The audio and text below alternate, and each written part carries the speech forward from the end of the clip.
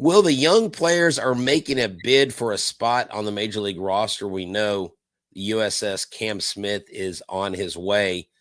What is a new nickname we've drummed up for Mr. Myers?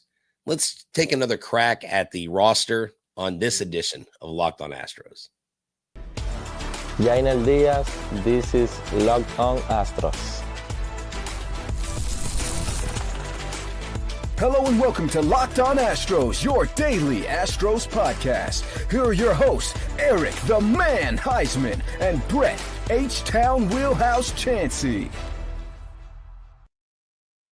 We are Locked On Houston Astros, and we update you joins for a daily Locked On Astros podcast. My name is Eric Huysman. Find me on X at Eric Talks Astros. Find the show at Locked On Astros, your team every day. Brett, where can they find you at? They can find me at H-Town Wheelhouse on X, Instagram, and TikTok, at Stros411 on X and on Facebook and on Instagram as well. Back to the bullpen on Instagram, on YouTube, on X. Look, man, wherever you get your podcast, you can find me. Why? Because I'm always positive, always Stros. Hey, guys, thank you for making us part of your daily routine. Whether it's on YouTube, go ahead, subscribe to us, make us first listen. Apple, Odyssey, Spotify, wherever you listen to your podcast, go ahead and check us out. We were trying to get to 14,000 subscribers. I believe we're about 550 away from reaching that goal. Then we're trying to get to 15,000 subscribers. It's not hard. There's a little red button down there that says subscribe. All you have to do is just hit that little red button and go and tell a friend to tell a friend. It's opening day. Well, not yet, but it's coming around the corner. It'll be here before you know it. It's about 17 days away right now. So, guys, we're excited about the season starting, and we know that a lot of young players are getting ready to potentially make their first opening day roster. I know a lot of people have been talking about Cam Smith. We're going to hear a little bit from Dana Brown a little bit later about where the term aircraft carrier comes from, what's the origination of it, and more. But we're doing a whole series of what ifs. And so what we want to focus on is we want to take another shot of the opening day roster, and we want to look at how many young players will make it, but we're having to rely a lot more on some of these young guys. What if these young guys actually click? Will that help the Astros become a winner in 2025? Yeah, exactly. I mean, obviously, we're going to get contributions from whether it's young arms or bats or position players. I mean, heck, today, Jacob Melton made a nice diving grab in right field. They did allow a runner to advance. You know, the Blue Jays ended up winning. But you had the young guys contributing. Jacob Melton got up to the plate. In the field, he contributed. And so can someone like him at some point find his way on the Major League roster? What I think you have in this year of not really a changing of the guard, but you have new faces in places where you've had your locked-in guys, Bregman, Tucker, you know, you have Altuve, you have Pena, you have Alvarez. All your teams have guys in there. Okay, they're going to make the team. Now you're filled with guys like Guillorme. You're filled with guys like Rogers, who's looking excellent. You've got Contreras fighting for a position. You got this new guy, Jalen Beeks. I mean, there's so much intrigue and so much, I think, in this season that, Eric, even though the Astros may not be the favorites to win a World Series, what is going to inject life into this season are the young guys. And someone like a Cam Smith, you know what he's doing? He's putting his team on notice. He goes 1 for 3 today against Kevin Gausman, a legit big league pitcher, a Cy Young winner. And so this is what you want. Your veterans gain confidence because the young guys are trying to play up to their level. I think it makes for a really exciting and intriguing start to the season. I'm hoping it turns into wins. I know that we've been talking a lot about Forrest Whitley. What if he becomes that the next Ryan Presley? What if he becomes that maybe the next Christian Javier, somebody that can go multiple innings and then eventually turns into a starter? You have Luis Contreras. He's a guy that pitched with the Astros shortly last year. He could maybe perform. What about Cam Smith? What if he comes up on opening day, plays right field? I still would like to see him playing right field. He played third base again, and we know that Paredes is playing third base, so I don't think that's going to be an option for him unless they make a decision. Christian Walker is likely to be healthy for the regular season, so you're going to have to give him some time out in right field. You only got, 17 days left before opening day. So there's a lot of what ifs with some of these younger players. And then you have the veteran guys. But what the Astros are doing is you have a situation where you have so much money tied up in certain players. We talked about Rafael Montero before the podcast. Is he going to make the roster? Likely, yes, just because he's owed so much money and you want to see what he can offer until you're just like, you know what? We might as well just eat the money again. We gave another shot. He's not performing well. Let's see what these young guys can do. So there could be multiple. The problem with this roster is probably a blessing in disguise is the fact that they're not dealing with a whole bunch of veteran players and players with a lot of experience, but they have the cheap arms, the cheap players. But at the same time, you don't know what you're going to get. Like Mama said, you never know what you're going to get. So in the situation, it's kind of scary, but at the same time, these guys can click. But counting on all of them to click is kind of scary. And to say, okay, well, what if DeZenzo? What if Cam Smith? What if Forrest Whitley? What if blah, blah, blah? Counting on all these players is a little scary option. And then you're throwing in all these other, let's call them retreads, the guys that have been on other teams, didn't catch, didn't stick, and they've been released for other different reasons. So now there's a situation where you're having to count on them.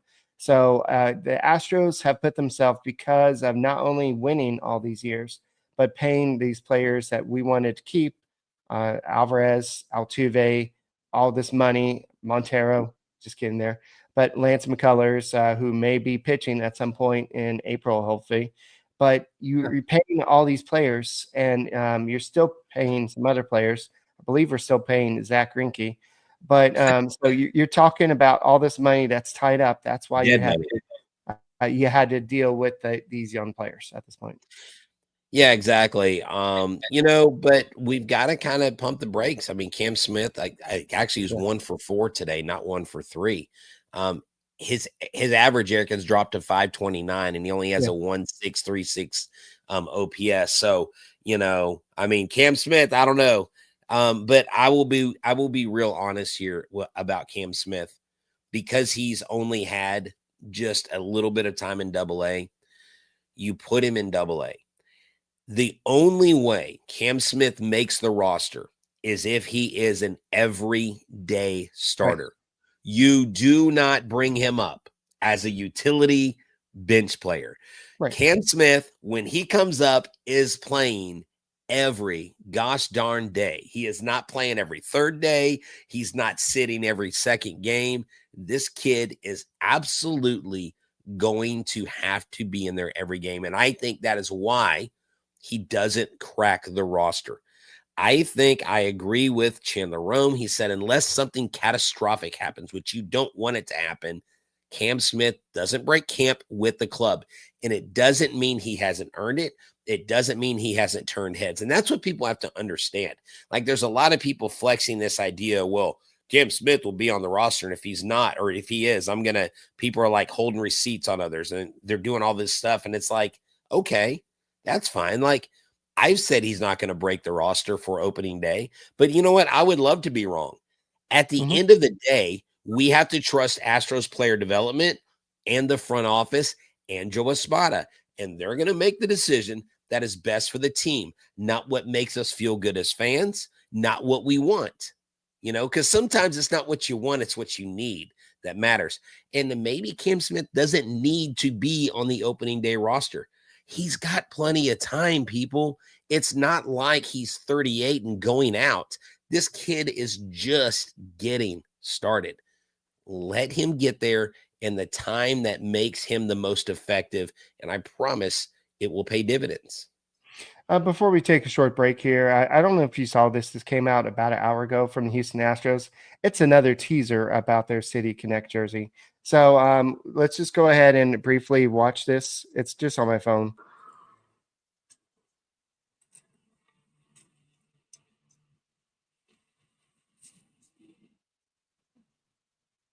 All right. It looks like they're on Mars, and it's more orange. It's different shades of orange. Right. I think they're going to be doing a tequila sunrise, something with that motif. It's got to be. And there's got to be something with the Astrodome, I think, on it with the round orbits. So what do you think, Eric?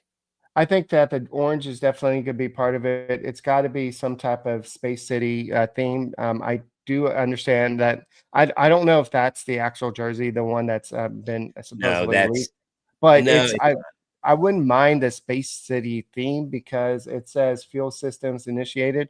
So I think that they're probably going to go with some type of rocket ship or something design, as long as it's not the Rockets PJs uniform. You remember those? I actually liked it though, but I just think that it's going to be orange. I think, like you said, it's going to be tequila. It's going to be the little rainbows. It's going to be something that is kind of a just a going back to the past of what the Astros used to be, but it's a more modern version. So something like that, maybe all orange with some white and some different shades of orange. Right.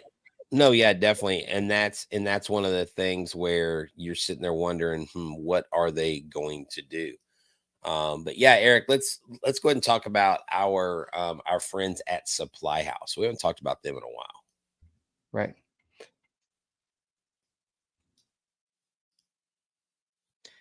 In sports, having the winning strategy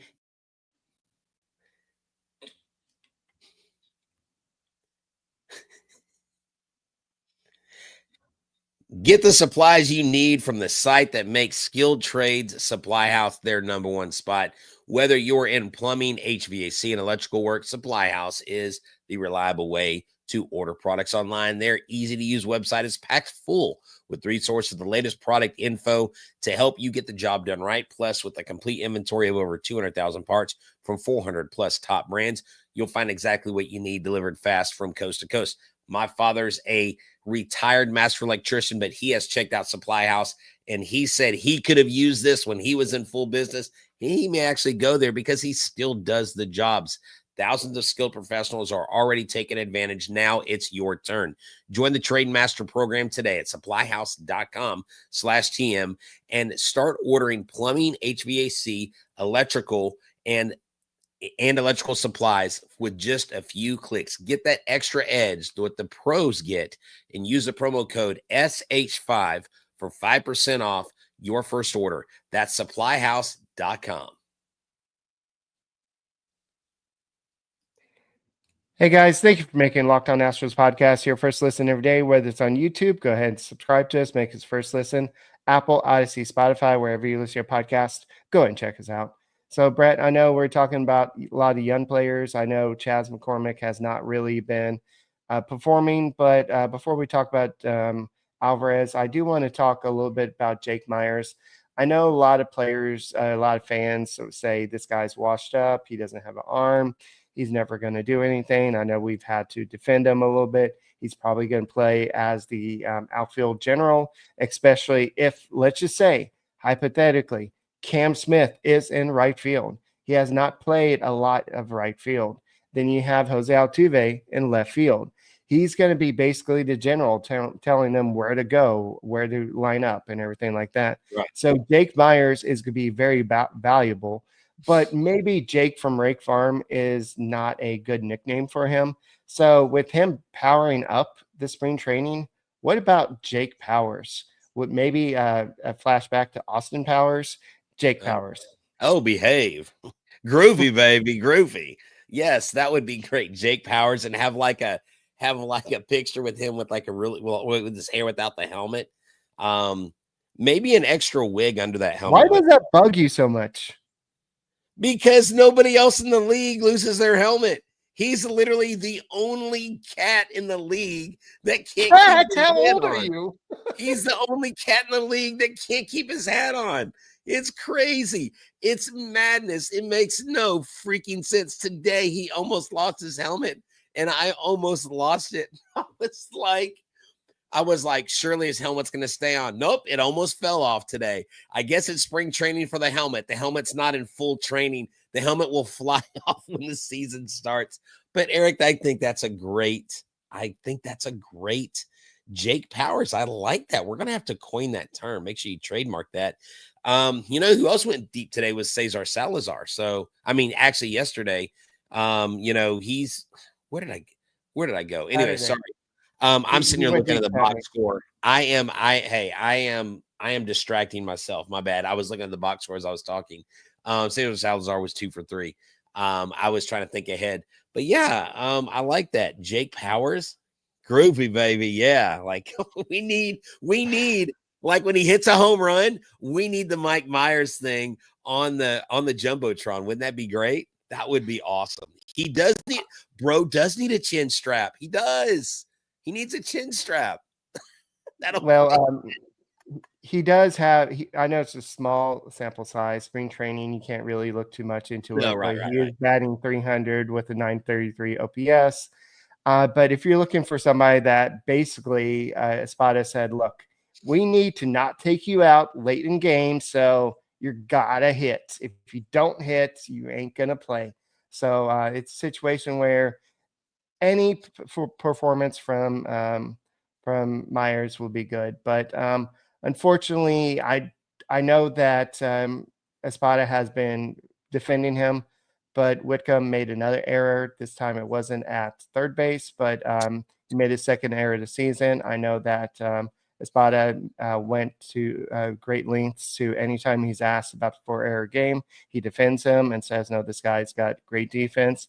He's going to be a great major league player. So I know all the eyes, especially Astros fans, are like, they all remember that game. Oh, this is the guy you want us to replace Bregman with. And he has a 4-game era game. But I'm sure he's going to be fine once the Astros find a position. But he played shortstop today, second base. He can play third base.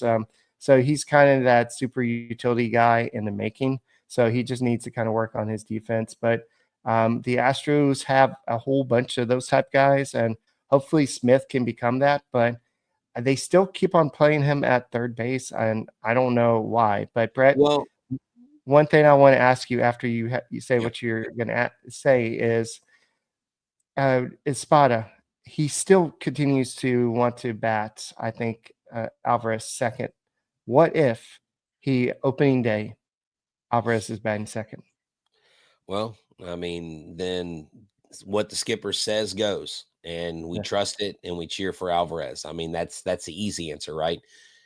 I just think putting him third, if you have Walker healthy, you have a high OPS guy, and Paredes, who sees a ton more pitches than most people in the league. You'll have Altuve, who's going to swing at his first pitch every time. If he doesn't hit a leadoff home run, hopefully he gets on base, which he does more times than not.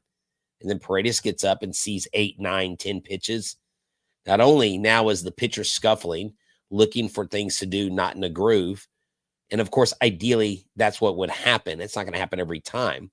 But you hope that that formula creates more production out of Yordan Alvarez with not just one guy on, but 2 guys on.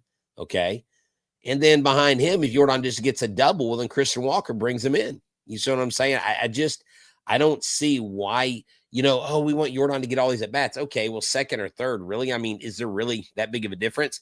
The problem is the bottom of the lineup. If your bottom of the lineup produces, it doesn't matter if he's hitting second or third. That, I think, is more of the linchpin here. And that's why Myers, that's why McCormick, whoever's at the bottom of this lineup, Dubon, those guys are going to have to produce. Flipping the lineup will be key for this team, winning or losing close games, Eric. And so I personally want Yordan third, but you know what? I'm not Joe Espada. I've never played professional baseball. And he can claim experience and knowledge that I don't have as far as research. The 3-hole does see more at bats with nobody on and 2 outs. So there is that disadvantage of the third seed of the third spot in the lineup. But look, if Alvarez produces in the 2-hole, then you know what? He's a genius. If Alvarez goes 0 for 14, then everybody's going to think Espada got it wrong. It's not where you hit, it's what you do when you're hitting is the bottom line here. Yeah, it goes to what happened last season. I mean, he started off the season batting him second. The Astros go on this big losing streak, and then everybody points, well, Alvarez shouldn't be batting second. Then they switch him, and then the Astros start winning again.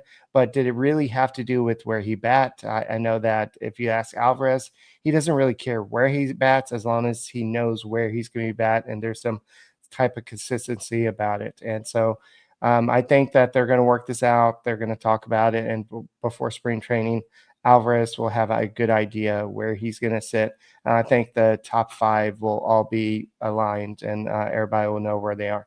But guys, thank you for making Locked On Astros podcast your first listen every day. When the game tips off, the NBA action is just getting started. There's no better place to get in the action with FanDuel, America's #1 sports book. With FanDuel, you can place live bets throughout the game. So even if you miss the opening tip-off or you want to be in a fourth quarter comeback, you can stay in the action. And if you're looking for a bigger payout, you can combine your live bets into a same-game parlay. I love using FanDuel's betting feature because it keeps every moment of the game exciting, whether I'm backing my team for a late rally comeback or picking a player to hit a clutch 3. I never feel like I've missed my chance. Plus, the app is easy to use, and when you win, you get paid instantly. Right now, new FanDuel customers can get $150 in bonus bets with your first $5 bet wins. Just visit FanDuel.com to join today. That's FanDuel.com for your shot at $150 in bonus bets. Make every moment more with FanDuel, the official sports betting partner of the NBA. Hey guys, thank you for making Locked On Astros podcast your first listen every day. Go and check us out on YouTube. Go ahead and subscribe to us. We appreciate that. But go and check out the Locked On Fantasy Baseball podcast. You got fantasy baseball season, and they can go ahead and make you the most informed fan and set yourself up for a league win. Find Locked On Astros on YouTube, and also Locked On Fantasy Baseball podcast on YouTube as well. So, Brett, I know that fantasy baseball season is here. A lot of people are going to be picking. I believe that Alvarez is going to be in the top probably 10 or 20 in terms of fantasy baseball. Altuve will probably up there as well. I think that if you go on to the next couple of rounds, you'll see people like Christian Walker. You'll see people like Paredes maybe in the 5th or 6th round. But I think that Framber Valdez is going to be probably in the top 5 rounds, depending on what type of categories you have in your league. But I think that there's not as many top guys. I know that Kyle Tucker was a top 10 player, but that's why the Astros got as much as they did for him. But what the Astros are looking for now is players to replace them. And that's what we talked about earlier with the young players. And also, you also traded Ryan Presley away. So you're looking for people to replace them in bullpen. And also, you can never have enough depth in the starting rotation. That's where you have people like Luis Contreras and Colton Gordon. They both performed pretty well today. I know Gordon's been kind of hit or miss so far, but he had a great day today. 3 2/3 innings, 2 hits allowed, 1 earned run, 1 walk, 3 strikeouts. The 1 run was a home run. His ERA on spring training is 3.86. And Contreras, he pitched 1 1/3 innings. He allowed 2 hits, 2 strikeouts. His ERA is still 0. Yeah, no, you've got some good ERAs. You've got some good results. Montero is a guy that I think could break camp with the team. You would have to make a spot for him because he's not on the 40-man roster. But the problem with Montero is I was actually looking at his pitches and his locations, and actually his pitches are a little flat. When a pitcher's pitches are flat, they're very hittable. And the ball goes a long way when you don't have the movement. If Montero can get the movement down, it would make sense, Eric, to put him in there because you and I talked before the show about him being paid $11 million. And Jim Crane wants to get more out of his money. Always positive, always Stros. No, I'm just saying, like, I'm not making this up. His pitches are too flat. They need to be better in their pitch shapes.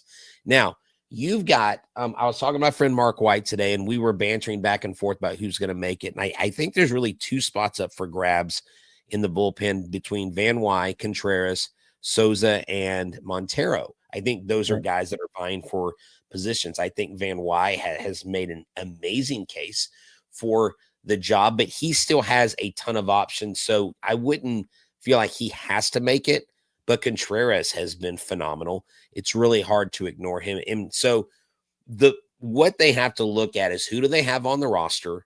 Who are they going to have to IL for 40 or 60 days, whatever it is, whenever they start the season, and how many spots are they going to have open?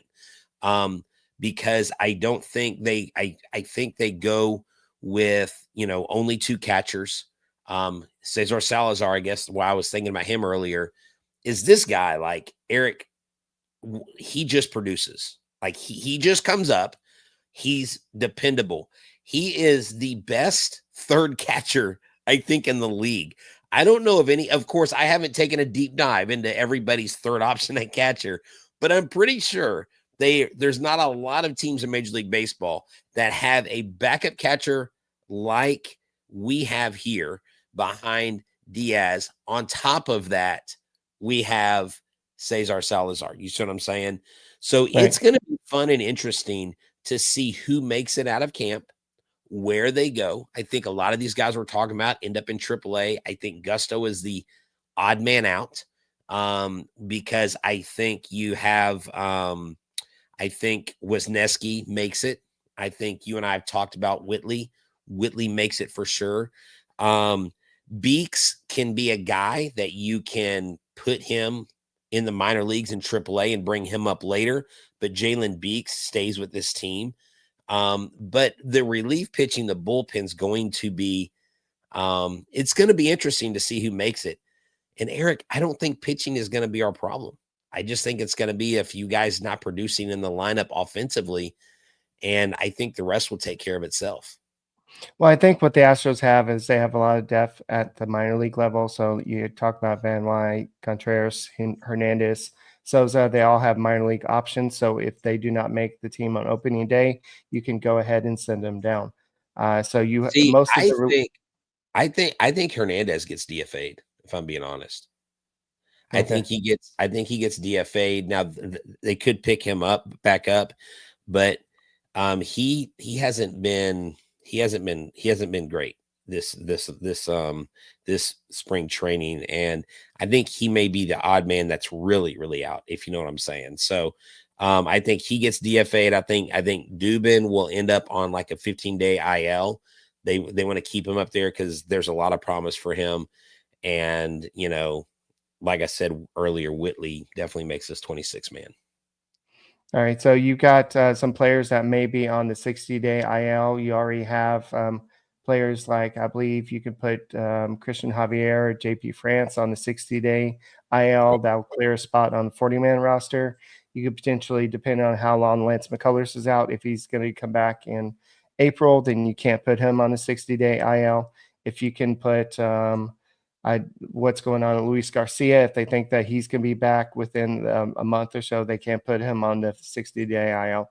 So they use the 60-day IL to open up a roster spot when needed, or they can DFA some players. So there's some room that they could do. They also need to add, they have a couple of non-roster invitees, including Rogers and Short, that if they make the team, then they would have to be added. So there's just a lot of moves that could have to be made over depending on what happens. And right. I think it just depends on, are they going to carry Cam Smith on the roster? He's going to play right field if this situation happens? Who's going to play second base?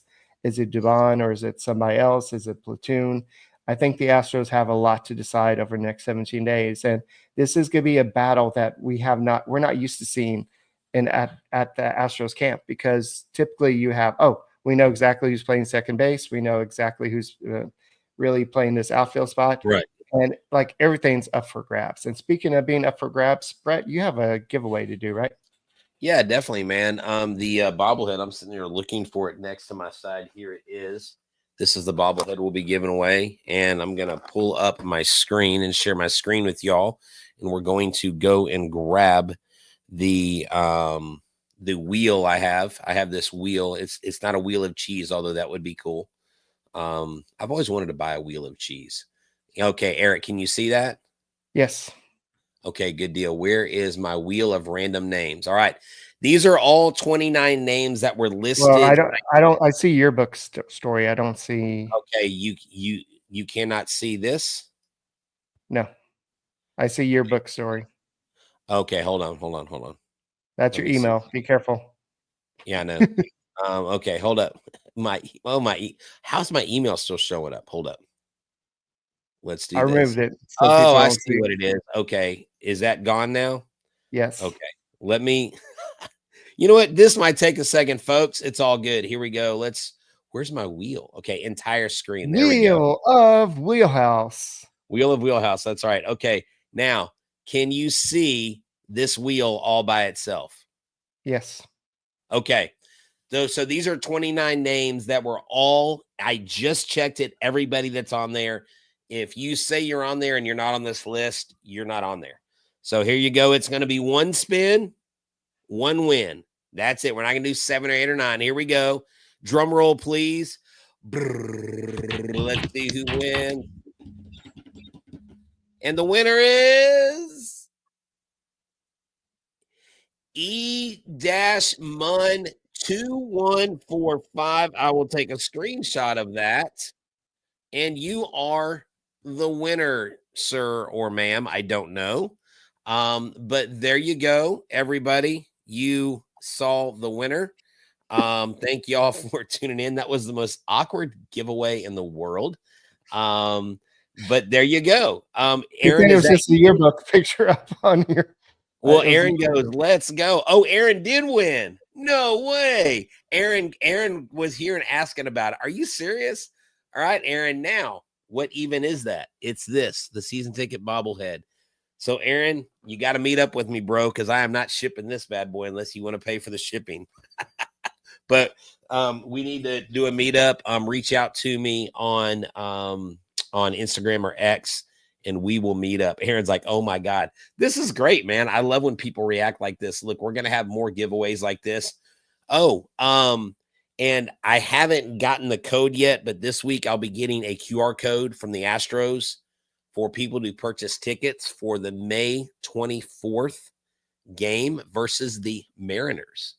The Yordan Alvarez first career cycle bobblehead is going to be given away that day. And so I will be putting that out. Yeah, Aaron, you're welcome, man. You won. Good job. And we'll have more giveaways to do as well throughout the year. So y'all make sure y'all stay tuned. I've got some. I tried to sell the giveaway jerseys. No one wants to buy them. So I'm going to give them away this year. Why not? You know? Yeah, and my so wife that says way, I have too much Astro stuff, so I have to give some stuff away too. So. What? I mean, you better be selling that stuff, bro. You got some valuable things. But well, hey, not this stuff, but extra stuff. Well, hey, listen, and I'll bring some more details later, but on the 22nd of March in Friendswood, there's going to be a card show. I'm actually going to be set up. I'm going to have a table. I'm going to have stuff there. I may do a live, just pop up Locked On Astros thing. And if you're around, Eric, you may have to stop by or something. I'm going to be out there helping a local card show get promoted. What's that? Why are you doing this? That was awkward. The show is off the rails. I'll give you a Snickers bar. For what? Well, what are you talking about? A Snickers bar for what? Oh, for the jerseys? I don't want a Snickers bar. I don't even like Snickers bars anymore. Alrighty, that's all we got for this edition of the Locked On Astros podcast. You can find us on YouTube. Go ahead and subscribe to us. Make us first listen.